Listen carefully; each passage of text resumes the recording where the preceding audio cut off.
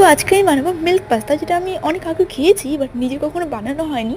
তো আজকে নিজে ট্রাই করে দেখবো। তো এদিকে আমি কড়াইটা বসিয়ে দিয়েছি, কড়াইটা বসিয়ে কিন্তু গ্যাসটা জ্বালিয়ে দিয়েছি, গ্যাসটা জ্বালিয়ে দিয়ে তারপর ওটা গরম জলটা মানে জলটা বসিয়ে দিয়েছি, জলটা বসিয়ে পাস্তাটা দিয়ে দিয়েছিলাম।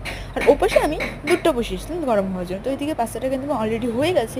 তো পাস্তা হতে তো আমার খুব খিদে পেয়ে গেছিলো, তো আমি একটা ওরিও বিস্কুট খেয়ে নিয়েছিলাম। তো পাস্তাটা দিয়ে কিন্তু অলরেডি হয়ে গেছে সিদ্ধ। আর এটাকে তোমরা কী বলো, ঝাঁঝি না কিছু একটা জানি না, আমি যেটা বলি সেটাই বলছি।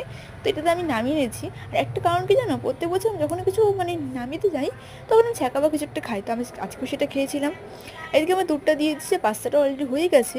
তো দেখে তো খুব মনে হবে টেস্টি হবে, জানি না কীরকম হবে, তো আমি চিনি দিয়ে দিলাম এদিকে।